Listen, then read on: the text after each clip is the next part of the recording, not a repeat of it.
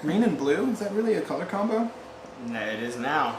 It almost looks like Leonardo. Is that the Ninja Turtle? Yeah. Oh yeah. With the blue headband? Yeah, with the blue. I think so. Sick. Where's the other turtle? Did you even bring it? Damn right. Damn right. Why, hello there. Enough of that. Hi guys, I am Patrick. And I'm Adam. And welcome to Properly Wound, where we offer you a consumer's opinion on everything watch related. And today we have the old versus the new. That's right, guys. It's turtle on turtle action today, and I ain't talking about Discovery Channel shit. We're talking about. I'm talking about watch stuff. So guys, we have two impeccable examples of some of the finest turtles in our world. So Adam's wearing a vintage. This is sort of what started it all. Is this the original? This is all original. What's the reference on this guy? 6309-7049. So yeah, this is the original turtle, I guess you could call it.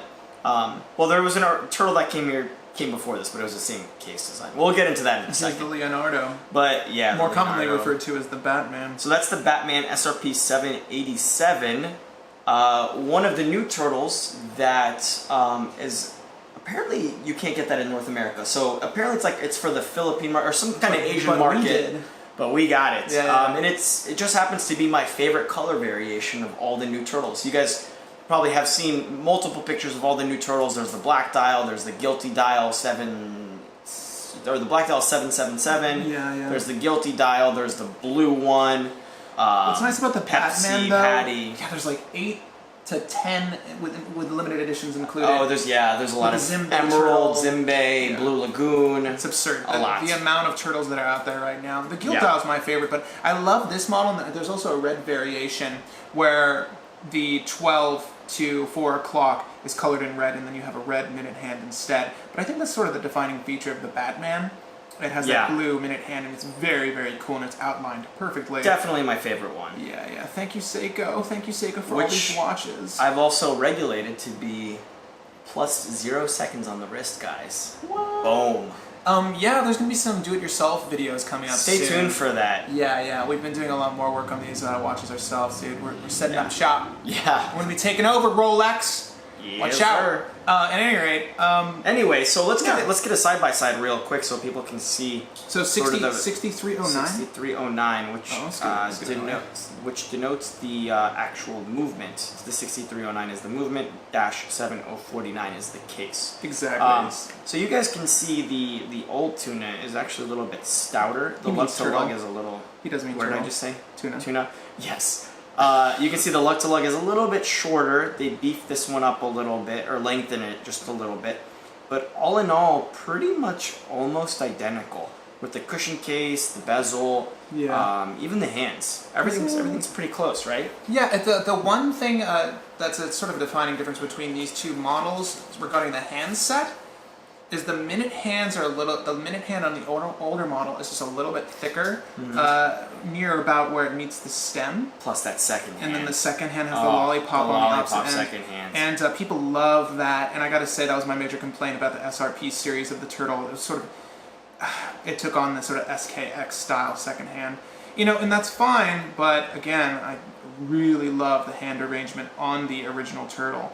But yeah, the 6309 movement, I wouldn't say it's completely comparable to the SRP turtle. It doesn't have hacking, right? Yeah, I'll go over all the specs and everything and give you guys a quick little brief history of the actual vintage turtle itself. Yeah, so we'll start with this sucker. It's very beautiful. So this is the 6309-7049, which means it was made for North America, and the 7040 was the Japanese version.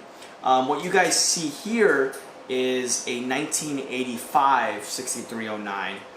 So from 81 to 88, or let me backtrack a little bit. From 76 to 80, 76 is when they first created the turtle. There was a little logo. You can pull out the crown and move the minute hand a little bit. From 76 to 80. the turtles had a little S right under that 150 meter sign right there. Yeah, between the S and the 6 o'clock. 6 o'clock, that little sort hour of marking? stem that's coming off of that hour marking, there was an S on there.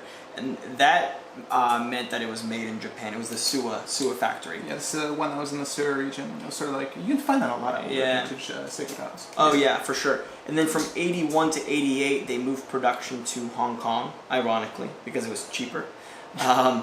And that's what this is. So this is in 1985, so you do not see the S on there, but we'll throw up a little picture so you guys can see what the S looks like on the Suwa dial. I'll find some sort of 6309 model. And again, you'll find that Suwa logo featured in a lot of different watches, but it was just a distinction of where it was made. Yeah. And then there's also the 6306, which does have hacking. And it also has a kanji date wheel as well. It was made for the Japanese market. Those are a lot more expensive. 6306. 6306. Yeah. So basic specs: 45 millimeters, 48 millimeter lug to lug, 13 millimeters thick, which isn't too bad. Pretty standard for a dive watch. 13 is not bad at all. It really isn't. 17 jewels, and it does not hack or hand wind, and it has the day and the date. So you're almost kind of looking at a 7S26 in a way. Essentially, this would be considered, I guess, the predecessor of that. A little bit more robust, though, I think, from what I've heard. And that's one of the really cool things about these old turtles, is that you'll have people pull out turtles from their drawer that haven't been touched or serviced since purchased, like 30 years ago, and they're still... This is 60 click. Yeah, bidirectional. Pretty awesome, right? Guys, but yeah, you'll have people that haven't had their turtle serviced in like 30 years, and they're still actually running at pretty decent amplitude and not losing more than like a minute or gaining a minute a day, which is pretty incredible for never being serviced. Seiko, you know? Wait, did you have this bezel work done? No, it's completely original. Seiko, yeah. why can't you make bezels this nice? Pretty awesome, right? 60 click. I love bidirectional too. I love bidirectional bezels, guys, and I love 60 click bezels. You would have heard us harp on this if you watched our 1521 video with the Squale. Yeah. 60 click bezels are the best. By the way, bidirectional bezels even better. The feel and the action on this bezel is impeccable. Yep. Particularly because this case is pretty darn old. I'm not gonna lie. This is a vintage watch, guys. And it's okay, it's loose in a few areas, that's fine, but I mean, you can probably adjust the tension on this if you switch the ring out under there. Yeah. But this needs no work. Usually you'll see these bezels and they've locked up over time, but this is absolutely astounding. And sort of, what I really love on this is like, you don't see it on the new model, but the insert in the bezel itself, I don't know if you guys can tell, but actually slopes down to meet the dial. Very, very subtle slope. It's almost like an old Gruen dive watch or a Breitling Super Ocean, and I'll put a picture of that Gruen up to give you an idea. Or even like the Rado Captain Cook of its time, that Mark I had a bezel that curved down towards the glass, the crystal, which is mineral crystal here. It's a Hardlex as well. Yeah, it was I don't know if it's the exact same formula as they have today, but it was this is actually a sapphire, sorry. This is a replacement sapphire. That's the only thing that has been swapped out. I do have the original Hardlex crystal, but it was all scratched up, so it's... No, this looks phenomenal. I was going to say... Oh, by the way, guys, this is an Uncle Seiko strap.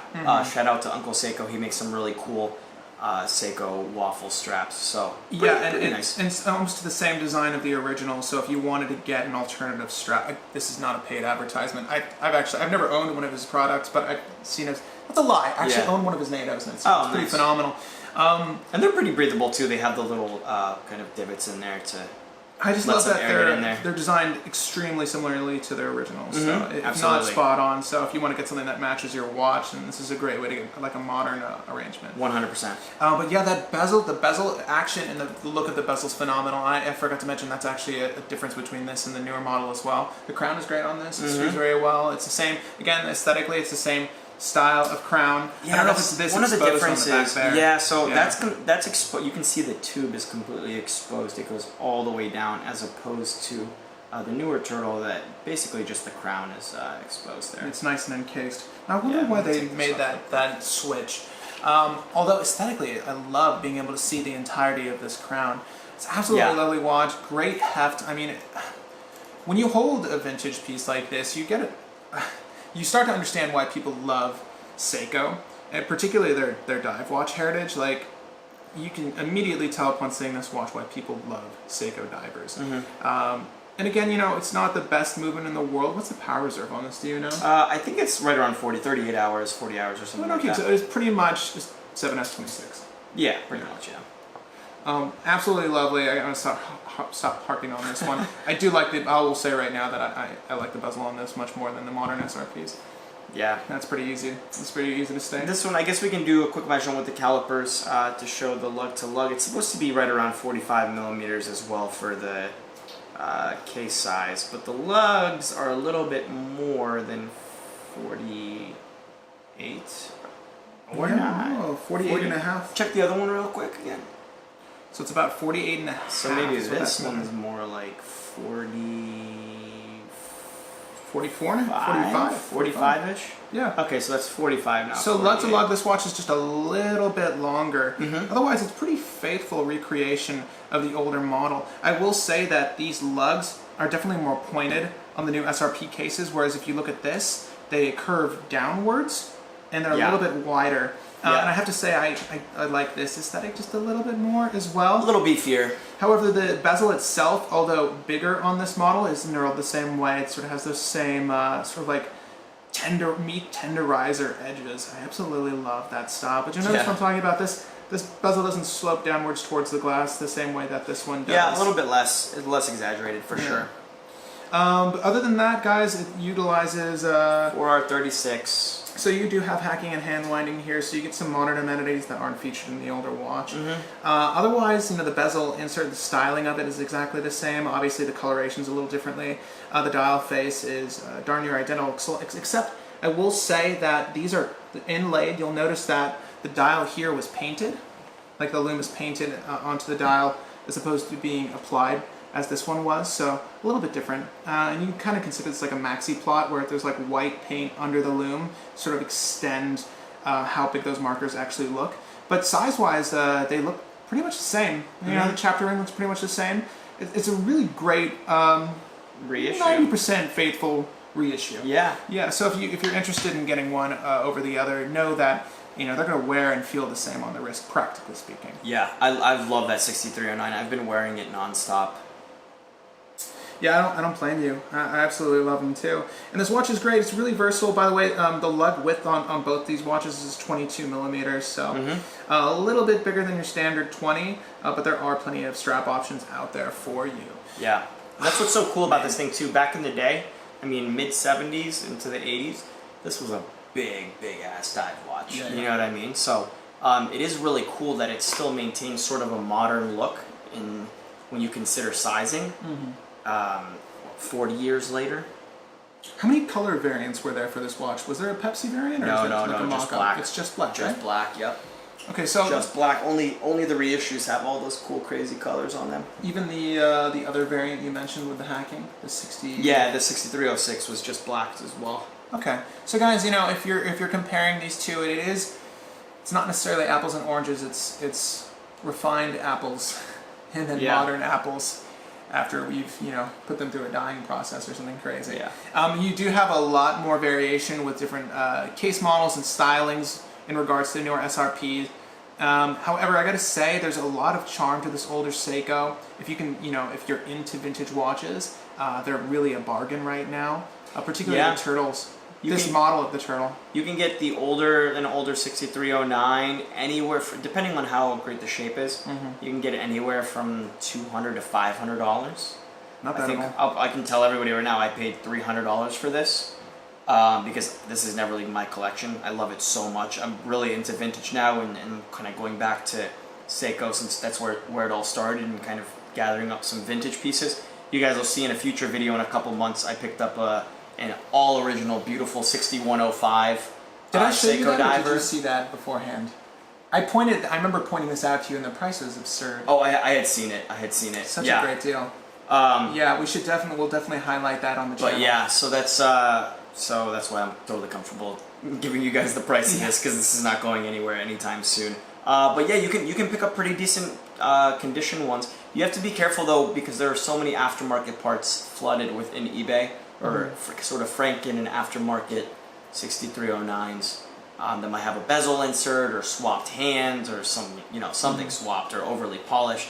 So make sure you do your research and find a good model if you are looking for a vintage Seiko. But I love this. I love this so much. It's such a workhorse, and it's kind of funny. The other day I was also thinking about Rolex and Seiko and sort of the parallel, right?